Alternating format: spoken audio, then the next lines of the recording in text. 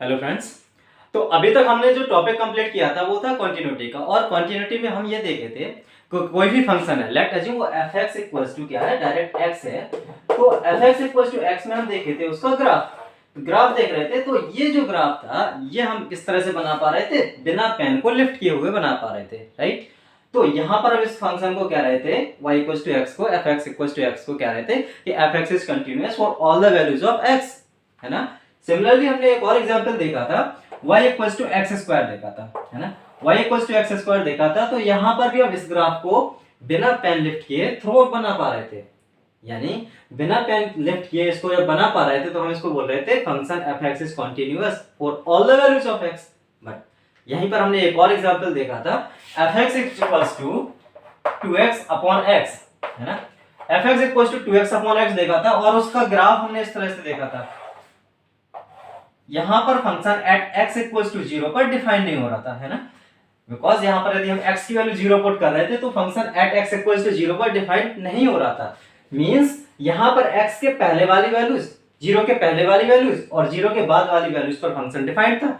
But function कहां defined नहीं था, एट x इक्वल्स टू 0 पर था। तो हम ये बोल रहे थे वो किसी एक पॉइंट पर भी डिफाइन नहीं हो रहा था। इसका मतलब ये है कि वो function fx equals to 2x upon x defined नहीं हो रहा, कहां पर, एट x इक्वल्स टू 0 पर। तो उसको हम क्या बोल रहे थे, this is the case of discontinuity, यानी कि वो फंक्शन कंटीन्यूअस नहीं हो रहा था, ठीक है। तो यहां पर एक कोई ऐसा कारण हो सकता है जहां पर उसकी वैल्यू एग्जिस्ट नहीं कर रही हो, मींस यहां फंक्शन की value at x equals to 0 पर एग्जिस्ट नहीं कर रही है। मतलब यदि कोई एक वैल्यू एग्जिस्ट नहीं कर रही है तो वो केस क्या होगा, डिसकंटिन्यूटी का होगा।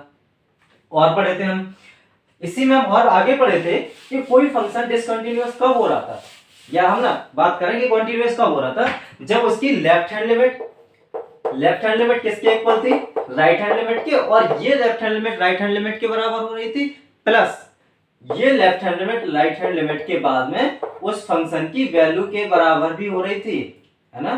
फंक्शन की value at x equals to a पर, यहाँ पर at x equals to a बोला तो फंक्शन की वैल्यू यदि a पर जो आ रही है उसकी वैल्यू लेफ्ट हैंड लिमिट और राइट हैंड लिमिट के बराबर हो रही थी। यदि हम बात करें अब एक और एग्जांपल के साथ में कि फंक्शन की value means left hand limit right hand limit के बराबर ना आए, तो ये दूसरा कारण हो सकता है कि वो डिसकंटिन्यूटी हो, है ना। यदि left hand limit right hand limit के बराबर तो आ रहा है बट उस फंक्शन की वैल्यू बराबर नहीं है, इसके लिमिट्स के बराबर नहीं है, तीसरा केस हो सकता है। या फिर कोई ऐसा केस हो, फर्स्ट केस क्या हो सकता है जहां पर वैल्यू एग्जिस्ट नहीं कर रही है, ठीक। सेकेंड केस हो रहा है left hand limit right hand limit के बराबर नहीं है, ठीक। थर्ड केस हमारे पास में है left hand limit right hand limit के तो बराबर है बट फंक्शन की वैल्यू के बराबर नहीं है, ठीक है। थर्ड केस हो गया। अगला केस देखते हैं, एक और ग्राफ से देखते हैं। Let assume y equals to 1 upon x एक कोई फंक्शन है। इसका यदि हम ग्राफ ड्रॉ करें तो ग्राफ कुछ इस तरह से बनेगा, इसका मींस यहां पर इस तरह से बनेगा, है ना। अब इस function y equals to 1 upon x में यदि हम देखें एट x इक्वल्स टू 0 पर देखें, यहां पर 0 पर देखें x की वैल्यू तो या तो पॉजिटिव इनफाइनाइट जा रही है या फिर नेगेटिव साइड में इनफाइनाइट जा रही है, मींस इसकी वैल्यू 0 पर, कहां, 0 पर इनफाइनाइट चली जा रही है। इनफाइनाइट चली जा रही है तो मतलब हम इनफाइनाइट में ये तो नहीं कह सकते कि इनफाइनाइट जाकर के वो कंटीन्यूअस होगा, ये भी नहीं हम कह सकते कि, क्योंकि इनफाइनाइट कोई एक एग्जैक्ट वैल्यू थोड़ी ना है। मींस ना तो वो लेफ्ट हैंड लिमिट इसकी इनफाइनाइट जा रही है, राइट हैंड लिमिट भी, लेफ्ट हैंड लिमिट इनफाइनाइट जा रही है, राइट हैंड लिमिट भी इनफाइनाइट जा रही है, 0 की वैल्यू भी यहाँ पर इनफाइनाइट आ रही है। इट मींस यहाँ पर left hand limit right hand limit और वैल्यू तो बराबर है बट क्या है वो वैल्यू, इनफाइनाइट है वैल्यू। जब वैल्यू इनफाइनाइट है तो क्या वो एक ऐसी वैल्यू है जहां पर हम डिफाइंड वैल्यू बता सकते हैं। जब डिफाइंड वैल्यू नहीं है तो हम क्या उसको बोल सकते हैं फंक्शन कॉन्टिन्यूअस है ना, उसको हम नहीं बोल सकते कि ये फंक्शन कॉन्टिन्यूअस है। तो ऐसे 4 रीजंस हो सकते हैं कि जहां पर फंक्शन कॉन्टिन्यूअस नहीं हो रहा था। First reason fx equals to 2x upon x में हम देखे थे, कोई एक ग्राफ बन रहा था, वहां पर किसी एक पॉइंट पर उसकी वैल्यू एग्जिस्ट नहीं कर रही थी। सेकेंड रीजन में हम देखे थे left hand limit right hand limit के बराबर नहीं हो रही है। नेक्स्ट रीजन हम देख रहे थे ये बराबर है बट इसकी वैल्यू बराबर नहीं है। उसका एग्जांपल देखते हैं, ये left hand limit right hand limit के तो बराबर है बट वैल्यू बराबर नहीं है। यदि हम इस फंक्शन को सिमिलर यही फंक्शन ले रहे हैं fx equals to 2x upon x, और इसको यदि हम ना ग्राफ से रिप्रेजेंट करें तो किस तरह से आएगा, ऐसे ही आएगा ना, राइट। और यहां पर यदि हम इसको डिफाइन करते हैं fx equals to 2x upon x, fx equals to 2x upon x, जब x is not equals to 0 पर डिफाइन हो रहा है। और यदि हम इसको बोले fx इक्वल्स टू 4 जब x की वैल्यू 0 है ना, fx equals to 2x upon x when x is not equals to 0, तो हम इसके लेफ्ट हैंड साइड में जाएं, राइट हैंड साइड में जाएं, तो यहां पर क्या होगा 0,2, यानी कि यहां पर y इक्वल्स टू 2 वाला ग्राफ बनेगा लेफ्ट हैंड लिमिट में और राइट हैंड लिमिट में भी। ठीक है, ये 0,2 हो जाएगा। बट यहां पर ये भी डिफाइन किया गया, this function is defined at x equals to 0 that is 4। अगर ये function at x equals to 0 पर डिफाइंड है तो वो पॉइंट कहां पर आएगा, ऊपर आएगा। Means at x equals to 0 पे फंक्शन की वैल्यू क्या हो रही है 4, तो ये फंक्शन का पॉइंट क्या हो जाएगा, यहां पर 0,4 हो जाएगा।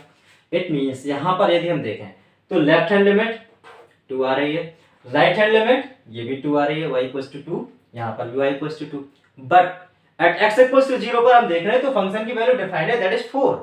यहां पर फंक्शन की वैल्यू डिफाइंड नहीं थी तो वहां पर हमारा एक हॉलो सर्कल बना था। यहां पर फंक्शन की वैल्यू डिफाइंड हो रही है एट x इक्वल्स टू 0 पर भी, तो वहां पर हमारा क्या एक हॉलो सर्कल यहां पर बनेगा और यहां पर क्या होगा 0,4 एक पॉइंट हो जाएगा। तब यदि ये जो पॉइंट है यहां पर होता तो ये कंटिन्यूअस का केस बना सकता था, यदि नहीं है तो फिर भी फंक्शन तो डिसकंटिन्यूअस है ना। क्या केस बन रहा है यहां पर, लेफ्ट हैंड लिमिट बराबर है राइट हैंड लिमिट के, बट फंक्शन की value at x equals to a पर, एट x इक्वल्स टू 0 पर क्या है, अलग है, मींस बराबर नहीं है। लेफ्ट हैंड लिमिट तो है राइट हैंड लिमिट के बराबर, बट फंक्शन की वैल्यू बराबर नहीं है, राइट। तीसरा केस होगा लेफ्ट हैंड लिमिट ही राइट हैंड लिमिट के बराबर ना हो। कोई फंक्शन है यहां से लेकर के इसकी वैल्यू यहां तक जा रही है, इसकी वैल्यू ऐसे जा रही है, x ग्रेटर देन 1 पे या ग्रेटर देन, इसको हम लिख सकते हैं जब हम x की वैल्यू लेस देन 0 पर यदि हम देखें, x की वैल्यू लेस देन 0 पर देखें तो पॉजिटिव 1 बोल दें, ठीक है। और x की वैल्यू ग्रेटर देन 0 पर बोले तो इसको हम नेगेटिव -1 देखें। यदि ये ग्राफ है y x है, यहाँ पर x इज लेस देन और इक्वल्स टू 0 है, तो यहाँ पर एक क्या होगा डॉट सर्कल होगा और इस तरह से जाएगा, ठीक है। और x इज ग्रेटर देन 0 पर यहाँ पर एक हॉलो सर्कल होगा, ये -1 की वैल्यू देगा, यहाँ पर एक +1 की वैल्यू देगा। इस केस की यदि हम बात करें तो यहाँ की जो एट x इक्वल्स टू यदि हम 0 पर देखें तो लेफ्ट हैंड लिमिट अलग आ रही है, और x इक्वल्स टू 0 पर ही देखें तो राइट हैंड लिमिट अलग आ रही है। मींस यहाँ पर लेफ्ट हैंड लिमिट क्या आ रही है, पॉजिटिव 1 आ रही है, राइट हैंड लिमिट क्या आ रही है, -1 आ रही है। तो यहाँ पर लेफ्ट हैंड लिमिट ही राइट हैंड लिमिट के बराबर नहीं है, ठीक है।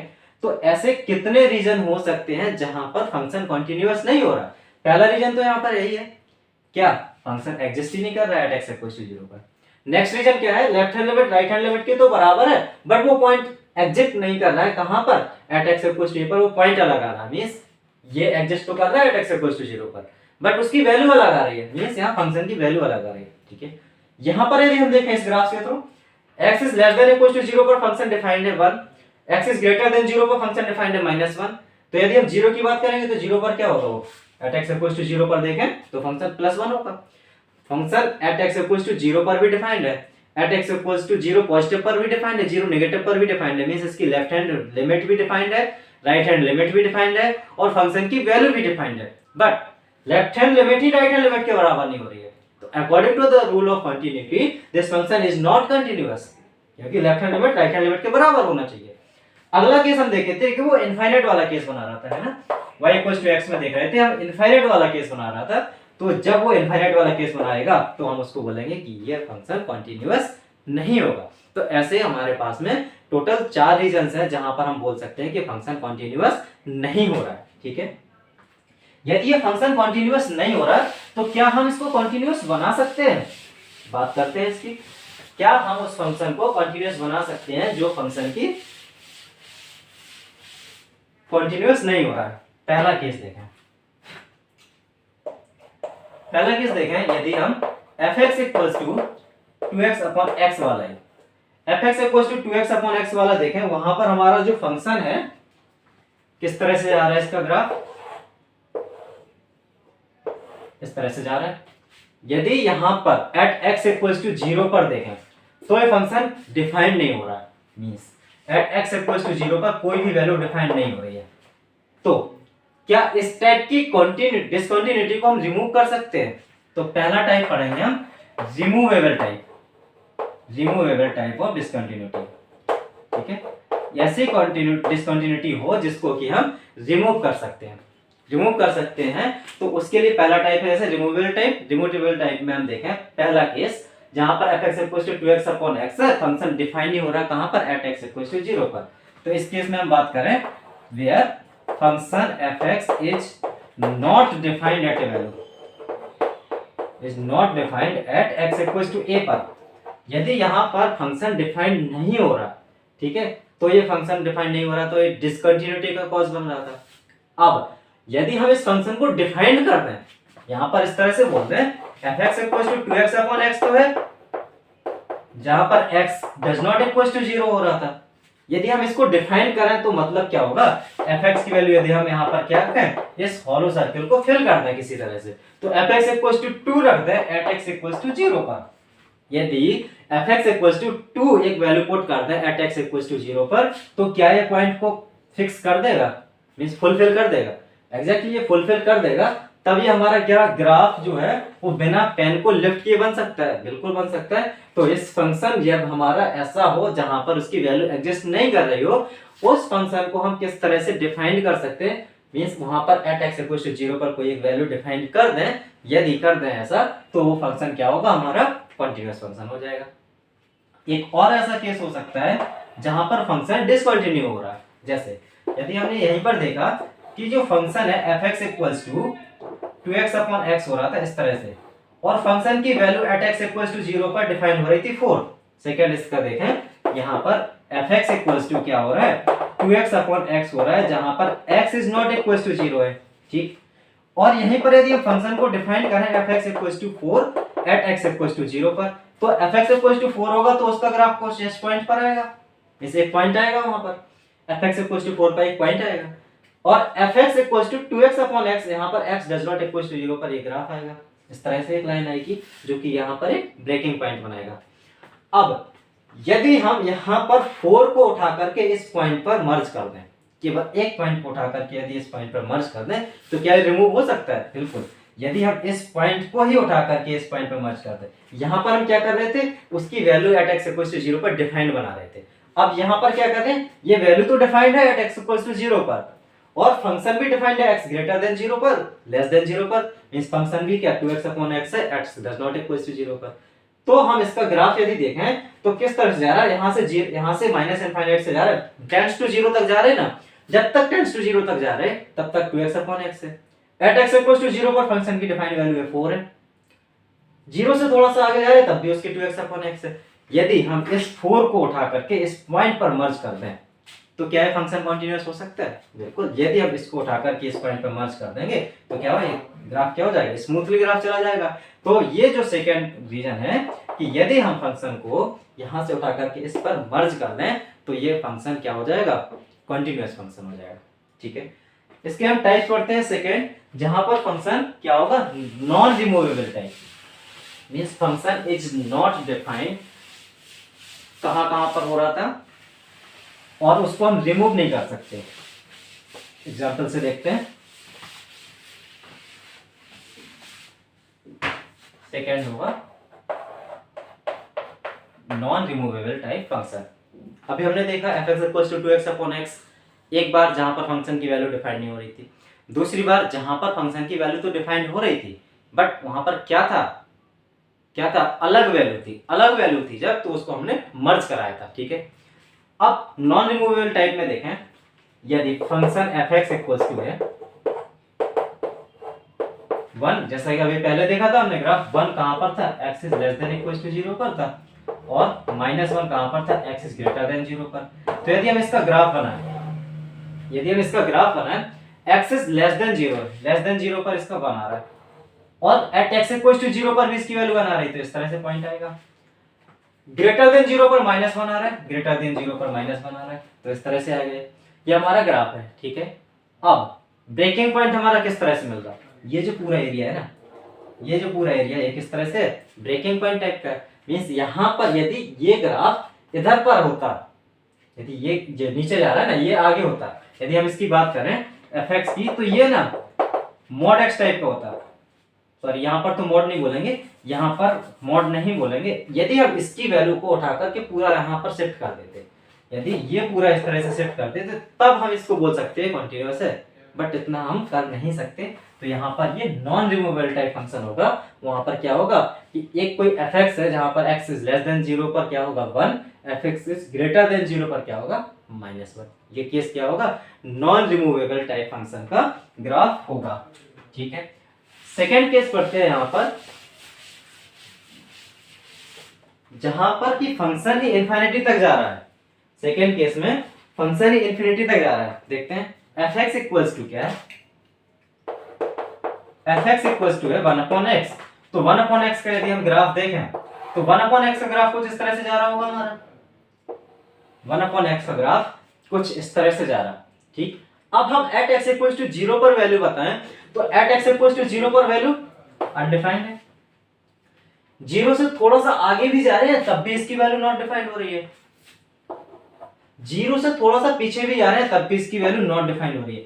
मींस यहां पर तीनों केस बराबर हो सकते हैं, left hand limit, right hand limit और तीसरा केस क्या है, फंक्शन की वैल्यू। ये तीनों केस तो बराबर हो सकते हैं, बट ये कहां पर बराबर हो रहे हैं, एट इनफाइनाइट हो रहे हैं। मींस फंक्शन की वैल्यू क्या हो रही है, तीनों केस में इनफाइनाइट जा रही है।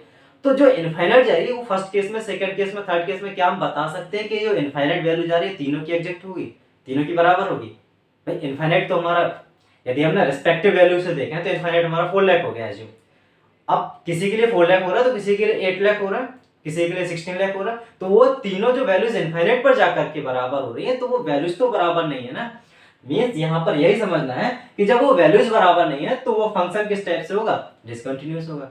अब यदि हम इसको mod x भी करें, एफ एक्स इक्वल्स टू यदि हम mod ऑफ 1/x करें, तो ये नीचे वाला ग्राफ है शिफ्ट होकर किस तरह से आ जाएगा। यदि f x equals to mod of 1/x करें तो ये जो ग्राफ है वो शिफ्ट होकर किस तरह से आ जाएगा। तब भी हम यहाँ पर देखें तब भी इसकी वैल्यू यहाँ पर इनफाइनाइट, यहाँ पर इनफाइनाइट, यहाँ पर इनफाइनाइट, इस तीनों जगह पे इनफाइनाइट जा रही है।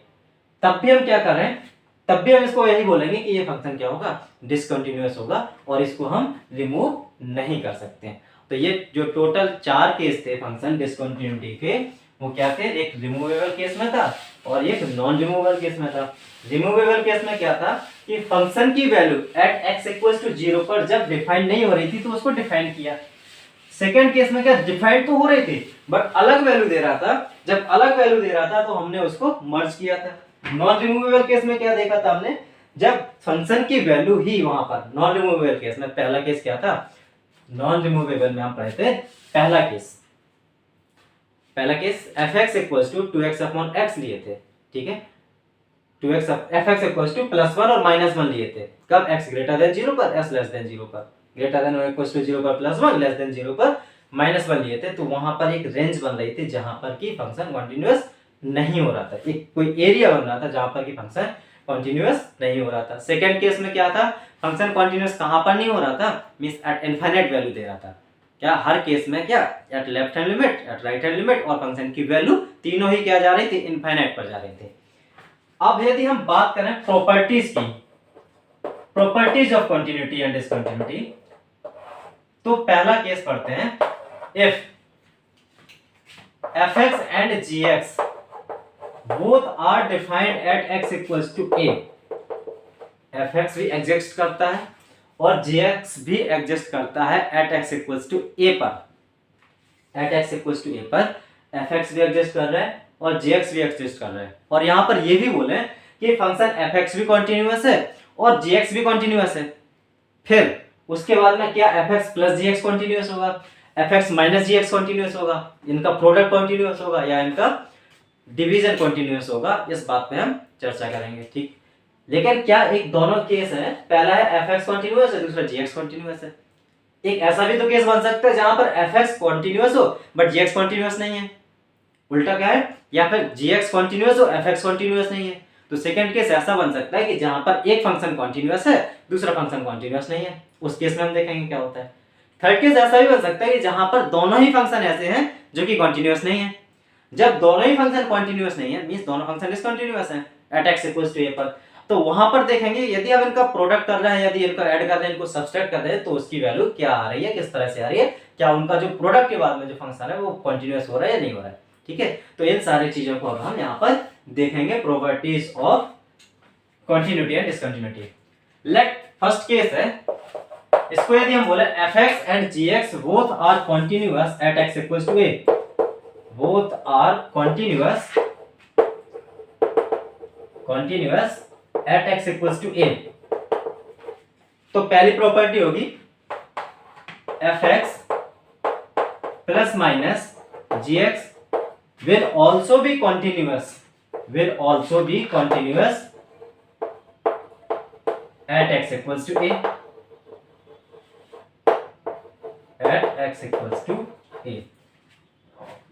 fx and gx will also be continuous at x equals to a।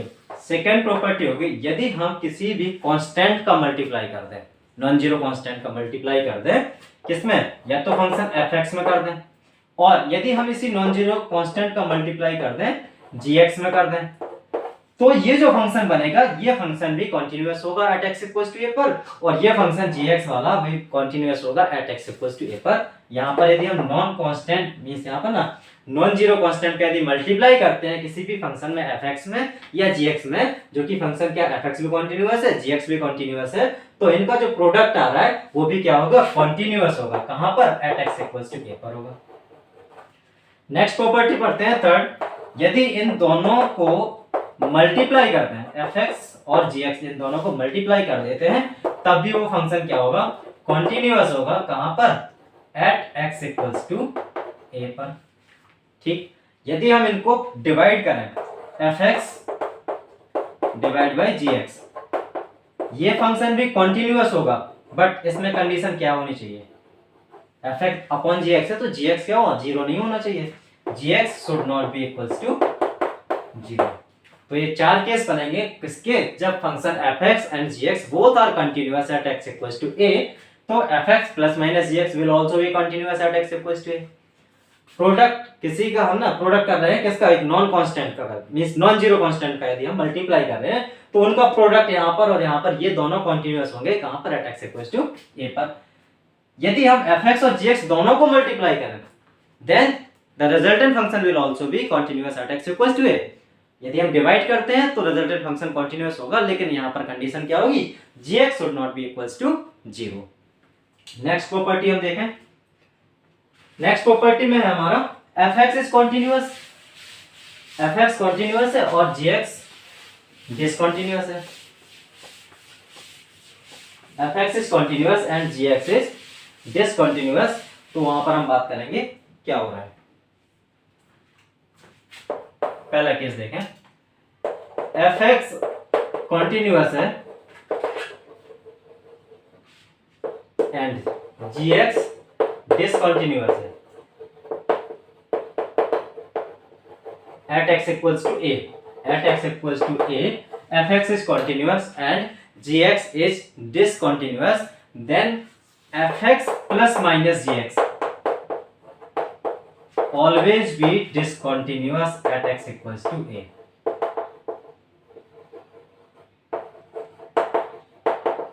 fx continuous है, gx डिसकंटिन्यूअस है, या gx कंटिन्यूअस है, fx डिसकंटिन्यूअस है, तो उनका यदि हम ऐड करें या सब्सट्रैक्ट करें तो वो हमेशा और हमेशा क्या होगा, डिसकंटिन्यूअस होगा।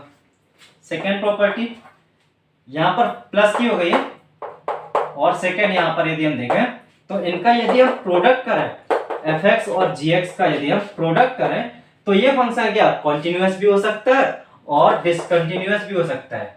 ठीक है, ये कंटिन्यूअस भी हो सकता है और डिसकंटिन्यूअस भी हो सकता है। इसको हम क्वेश्चंस पर चेक करेंगे कि कब ये कंटिन्यूअस हो रहा है, कब ये डिसकंटिन्यूअस हो रहा है। जैसे कि हम ना इसको हम क्वेश्चंस में चेक करेंगे, क्वेश्चंस में समझेंगे, जब हम आगे क्वेश्चन सॉल्व करेंगे तो वहां पर हम ये सब बताएंगे कि ये फंक्शन इस तरह से fx है जो कि कंटिन्यूअस है, gx है डिसकंटिन्यूअस है, और वहां पर क्या हो रहा है, फंक्शन जो रिजल्टेंट है वो कंटिन्यूअस हो रहा है, कब ये डिसकंटिन्यूअस भी हो रहा है, उनकी कंडीशनल क्वेश्चंस होंगे। लास्ट कंडीशन है यहाँ पर, ये सेकंड थी।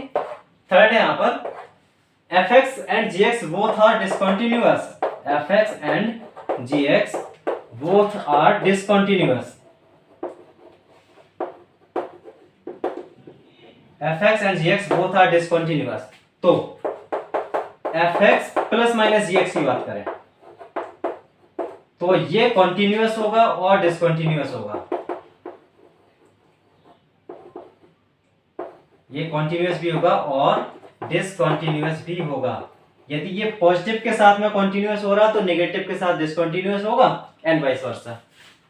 यदि हम इनके प्रोडक्ट की बात करें fx इंटू gx की बात करें, यहां पर यदि फंक्शन fx और gx दोनों किस तरह से है, प्रोडक्ट में यदि हम देखें तो फिर क्या होगा, ये मे बी कॉन्टिन्यूअस, इसकी हम बात करेंगे तो ये क्या होगा, मे बी कॉन्टिन्यूअस और डिसकंटिन्यूअस। इनकी चर्चाएं हम ना क्वेश्चंस के बेस पर करेंगे कि वहां पर क्वेश्चन किस तरह से बन रहा है, ठीक है। तो यहाँ पर हमारे 3 केस हो रहे थे। पहला केस हो रहा था जहां पर फंक्शन fx और फंक्शन gx दोनों कॉन्टिन्यूअस थे, वहां पर हमने देखा था इनको ऐड कर रहे थे, सब्सट्रैक्ट कर रहे थे या मल्टीप्लाई कर रहे थे किसी नॉन जीरो कांस्टेंट का, या फिर उन दोनों को मल्टीप्लाई कर रहे थे या फिर ना डिवाइड कर रहे थे। सारे केसेस में क्या हो रहा था, फंक्शन कॉन्टिन्यूअस हो रहा था। सेकेंड केस में हम देखे थे जब fx कॉन्टिन्यूअस है gx कॉन्टिन्यूअस नहीं है, या gx कॉन्टिन्यूअस है fx कॉन्टिन्यूअस नहीं है, तो वहां पर हम क्या देखे थे, यदि हम इनको ऐड या सब्सट्रैक्ट कर रहे हैं तो वह डिसकंटिन्यूअस होगा हर जगह पर। बट यदि हम इनका प्रोडक्ट देख रहे हैं fx इंटू gx की बात कर रहे हैं, वो कॉन्टिन्यूअस भी हो सकता है और डिसकंटिन्यूअस भी हो सकता है। थर्ड, जब यहाँ पर दोनों फंक्शन डिसकंटिन्यूअस है तब उनका यदि हम एडिशन सब्सट्रैक्शन करें तो एट मोस्ट एक बार वो डिसकंटिन्यूअस होगा, तो एक बार कंटिन्यूअस होगा। यदि एक बार डिसकंटिन्यूअस हो रहा तो एक बार कंटिन्यूअस होगा, राइट। अब जब इनके प्रोडक्ट की बात कर रहे थे तो ये भाई जीरो कंटिन्यूअस भी हो सकता है और डिसकंटिन्यूअस भी हो सकता है। ये सारी चीजें हम इनके क्वेश्चंस पर डिस्कस करेंगे, ओके।